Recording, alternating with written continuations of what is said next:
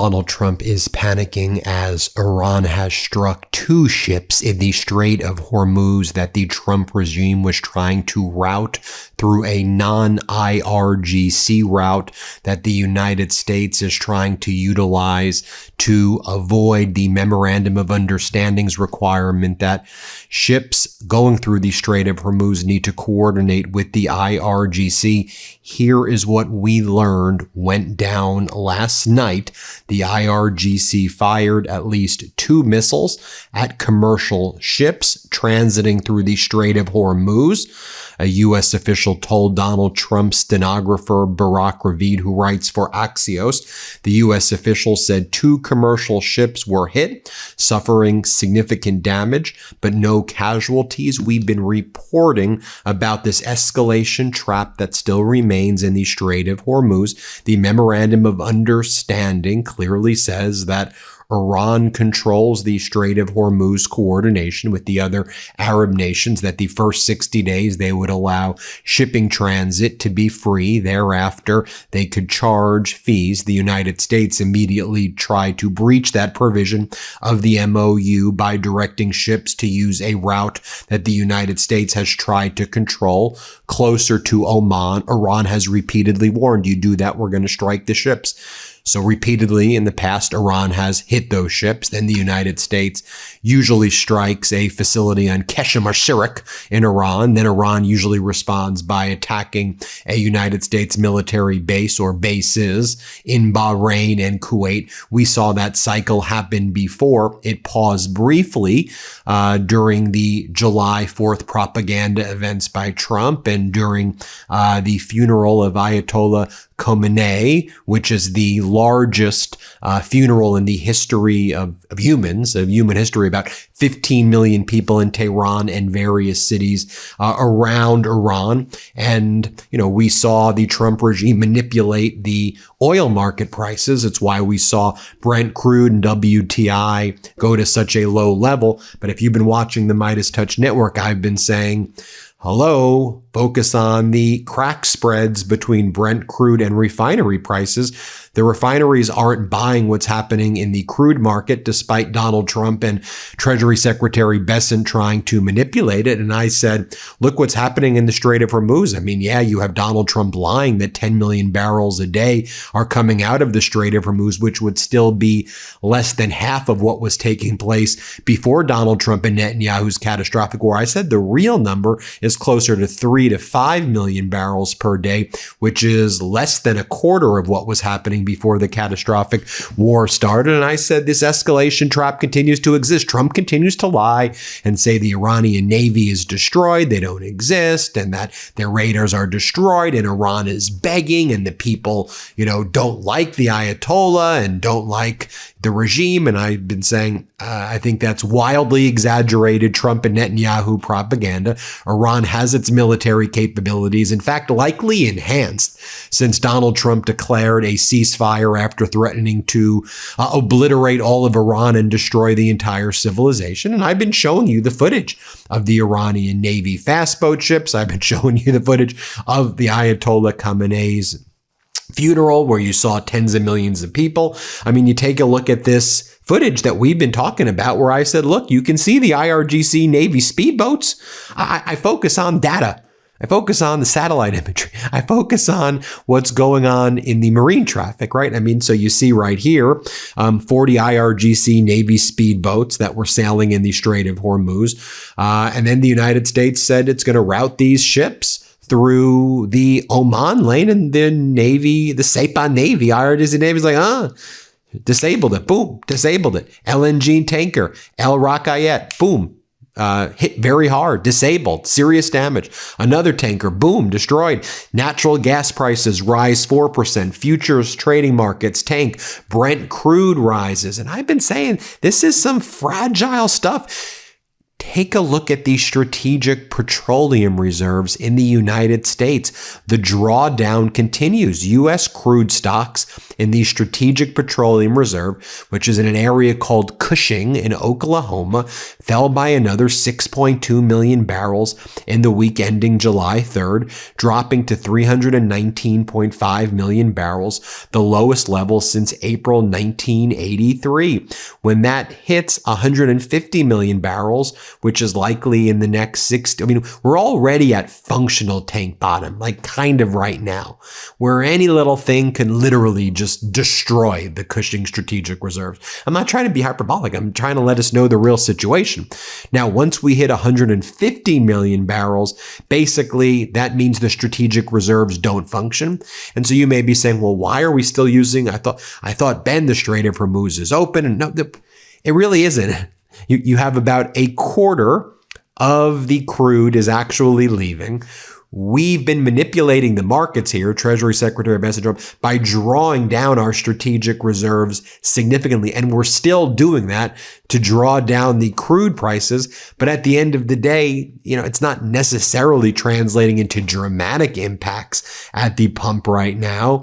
And this is still as I said, this is as precarious of a situation as you can be. If you told anyone before this catastrophic war started, if you told anybody heading into 2026 that in July of 2026, you would be only putting about 5 million barrels max, and it's going to be less than that because I think we're close to a situation where the entire strait's about to be closed again. We know what happens. Trump responds, Iran responds, back and forth. But at some point, I think Iran is emboldened by what they're seeing on the streets in Tehran and now in QOM at the area where they're doing the funeral processions. Now they're seeing 12 to 15 million people out standing in unity right there. That's emboldening some people in Iran, more of the hardline factions as well, saying, we've got the support of the people. They despise what Trump and Netanyahu has done. So we feel good. We feel strong that's what Trump has done there. And then I watch the marine traffic and I'm seeing no ships leaving the Strait of Hormuz. And so I'm not trying to again, be in any way like prognosticating or speculating. I'm just saying what's going on right now. And meanwhile, you've got Donald Trump posting weird photos of himself aborting the Qatari Air Force One. He posted, he's heading to Ankara right now for the NATO summit that's in Turkey, despite efforts by Netanyahu to continue to trash, Turkey and Ankara and saying that the U.S. shouldn't give Turkey any weapons. Leading up to this, it's a clear effort by Netanyahu leading up to this to try to sabotage the NATO summit over there. Again, whether you think Turkey should or shouldn't have F-35s, it's clear what Netanyahu is trying to do while he continues to bomb southern Lebanon, while he continues to kill innocent people in Gaza, while he continues to kill innocent people in southern Lebanon. That's been going on every day right now, again, in violation of the MOU and in violation of the fake ceasefire that Donald Trump declared with his so-called border peace last October. So Trump posts this video of himself at a NATO meeting as though I'm going to be tough in NATO. Look, in the White House, or the junkyard that's become the White House, but the White House, you have a photo of yourself and Putin in Anchorage. You don't have a photo of you and Zelensky. How weird is it that above a photo of you and your granddaughter, it's basically a photo of Trump and Putin holding hands in the White House right next to the Oval Office? And then you have Donald Trump posting these weird images of what he claims the reflecting pool looks like. That's not what it looks like. Joe Flood posted what it looks like. This is what it looks like with ash, and it's green, and the firework debris is all over it. And then Donald Trump was posting last night, oil is coming down. It's because you're manipulating the market, but the actual underlying circumstances in the Strait of Hormuz do not. I want the oil prices to come down. Let me be clear. I want to root for them to come down.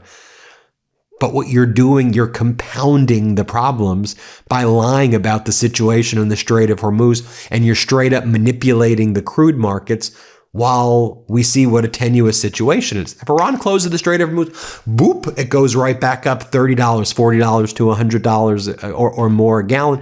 And then what are you going to do when you don't have the strategic reserves. Iran realizes you don't have the strategic reserves. You admitted that when you were in Versailles. Speaking of Versailles, Donald Trump then posts these photos from Greg Wisher at the United States Department, where regilding gold sculptures, the sacrifice is completed.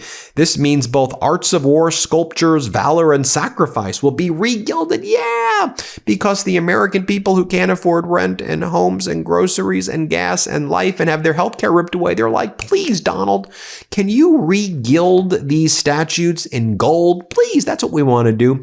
So Donald Trump also realizes, that he's a fraud. So he realizes he's going to have to ramp up the fraud as we get close to the midterms. So he runs the same scam over and over again. Remember during Thanksgiving, Donald Trump lied and said, Walmart has agreed to lower its prices by 25%. And then it had to be fact checked. And it was like Walmart recommended this year less items, generic brands versus under Biden. So it came to like 25% less, but it was less stuff on Thanksgiving and generic brands. Remember they did that? And that was all a lie. Walmart, he did the Walmart scam again. Walmart slashing prices. This was the scam they pulled yesterday. Great news. I have just been informed, Trump writes, that one of the biggest, best, and smartest retailers in America, Walmart, will be lowering prices by a lot. Together, we will make America stronger. Then he goes on to say they'll be lowering their price for a pound of ground beef by almost 15%. My administration's lowering prices that Joe Biden incompetently raised with the worst inflation crisis in history. Oil prices are plummeting fast, he says. Eggs, prescription drug prices, I'm bringing it all down to historic levels. We will make America great again. Other retailers should follow the lead here. Okay, one, I think you're lying again. Clearly, I think you're lying again. This is a scam that you ran before, and prices aren't cheaper. You're just making this up. Oh, and by the way, if you're criticizing former President Biden, who left office with 3% inflation and it was heading to 2%. We're about 4.1% inflation. Biden was 3% heading to 2%. So and by the way, the inflation compounds. So your 4%, what was last year? About 3%. So right now, inflation is about 7% higher than Biden's inflation at the end of Biden's term. You promised to cut the prices.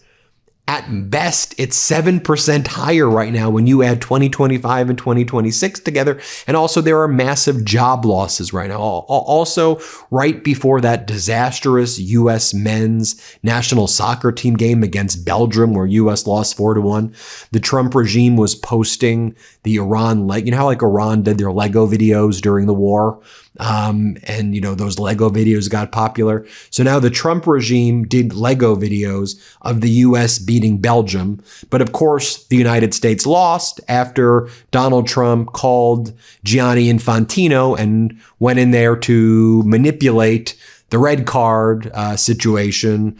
So the U.S. lost to Belgium right after Trump personally called FIFA to clear the star striker Balogun to play. Sports fans are calling it the Trump curse. He attended the Super Bowl and predicted a Chiefs win. The Eagles blew them out. He was there when the Commanders hosted the Lions and lost at home.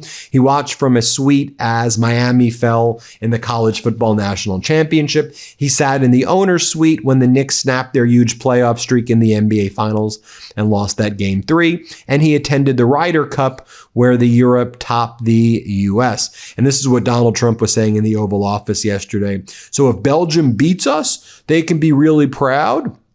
And if the other way they beat us, I would say it was rigged, just like the 2020 election. Here, play this clip. A big committee.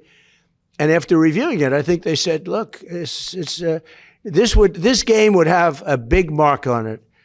If we lost, if we won, no matter what happened, you have to let them use their best players. And the game tonight's going to be amazing, and we're going to have a full team, and Belgium's going to have a full team. And you know what? If they beat us, then they can be really proud. The other way, if they beat us, we'll say I say it was rigged, just like the election was rigged in 2020, but I won't get into that. Ladies and gentlemen, thank you very much. The Trump accounts are great. Thank you.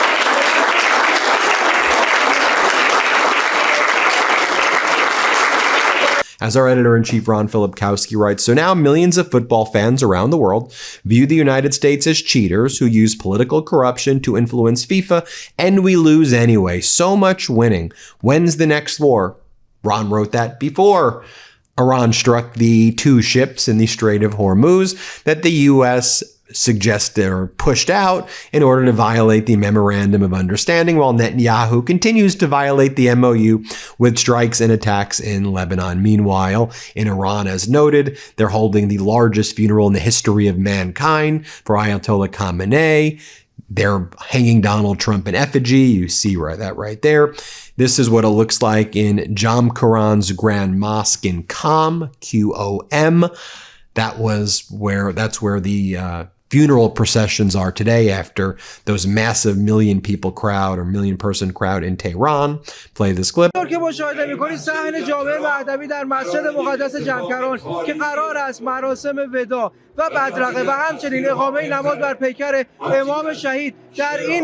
while that's taking place, Donald Trump was saying yesterday in the White House that Nicki Minaj was the Small Business Association leader. He confused Nicki Minaj with Kelly Loeffler. So Kelly Loeffler runs the Small Business Association, and Trump was saying Nicki Minaj runs the SBA. They look different. Here's what he has to say. Play this clip. Jeff is great, and he's married to a person who's doing a phenomenal job at the SBA, small business. Nicki Minaj, who's so incredible. They call it small business, Nicki, but when you add it up, it's bigger than any bank probably in the world, right? I don't know. It's Larry. It's right up there. Small. It's not small business, but she's done fantastic. And then just to remind you, yesterday, Donald Trump said he doesn't know where the Strait of Hormuz is. Play this clip. The Strait and the famous Strait of Hormuz, nobody ever heard of, but that is some big money machine, I'll tell you what, when you look at the numbers, Michael. And then Donald Trump threatened to annihilate the Iranian civilization yesterday at the Oval Office. Again, that's a violation of the MOU as well. It says you can't threaten the sovereignty of the other country, but Donald Trump wants to, I'm a big tough guy. And he lies and says, we destroyed the Iranian Navy. You didn't destroy their Navy. Their Navy's actually reconstituted. They use small boats. We see the small boats. They have more missiles now than before the war. And they know how desperate you are to, and how they know about our strategic reserves. Like, normally national security and stuff like that, we keep it secret, right? But Donald Trump put Bill Pulte, the guy who was a trust fund kid who was running Donald Trump's mortgage entity and was referring all of Donald Trump's political enemies for criminal prosecutions. Well, in any event, Bill Pulte runs DNI, the Director of National Intelligence. We have like random interns as the top counterintelligence and counterterrorism officials. But yeah, so here's Donald Trump saying that we're going to make a deal or we'll finish the job, but we'll destroy him. Here, play this clip. Maybe making a deal. I don't know. We'll make either. Look, we're going to win one way or the other. We're either going to make a deal or we're going to finish the job. Okay. And it won't be tough to finish the job. I'd rather make a deal because I don't want to affect 91 million people. We can knock down their bridges in 1 hour. We can knock out their energy supply, all of those big plants that they built, big, beautiful, modern plants. They had a lot of money. They don't have any money now. We haven't given them any money. But we can knock out their electricity and power generating plants in, I would say, a small part of an afternoon. Every plant will be gone. And they know that. And then one of the top IRGC officials said the following: to the delusional president of America, who I say threatened 91 million of Iranians, I say, before this, as the president of the rootless country with the 250-year history, you had spoken in similar language about wiping out Iran's several thousand-year-old civilization, and the result for you was nothing but defeat, desperation, and a request for negotiations and a ceasefire. The Iranian people are strangers to the language of threat, so speak to the people of Iran with respect, otherwise we will respond to you in another language. And they did, and they were spoken in another language. They shot 2 ships that the U.S. was trying to escort out of the Strait of Hormuz. And now we're in a situation where, this is what I've been calling every day. It's what I've been saying every day is going to happen. Doesn't surprise me. This doesn't surprise you. You watch my morning videos. This will be reported as shocked, or Western media will say Iran violated the ceasefire. No, they didn't. They did not violate the ceasefire. Trump violated the ceasefire. We could read the MOU. We can read the Memorandum of Understanding, what it says. Whether you like Iran controlling the Strait of Hormuz or you don't like that, what you can't deny is that that's what's in the Memorandum of Understanding, that they and the Arab nations control it. They're the ones responsible for it. Obviously, it's bad faith for the U.S. to try to open up a secret route. Obviously, it goes against the MOU to threaten the sovereignty of Iran. Obviously, it violates the MOU, the first article, to continue the strikes in Lebanon. Obviously, when Trump and Rubio did the Lebanese agreement, which was directly contradictory of the Switzerland and Islamabad MOU talks, that was a violation of the MOU. I mean, it's obvious. It's obvious what's going on here.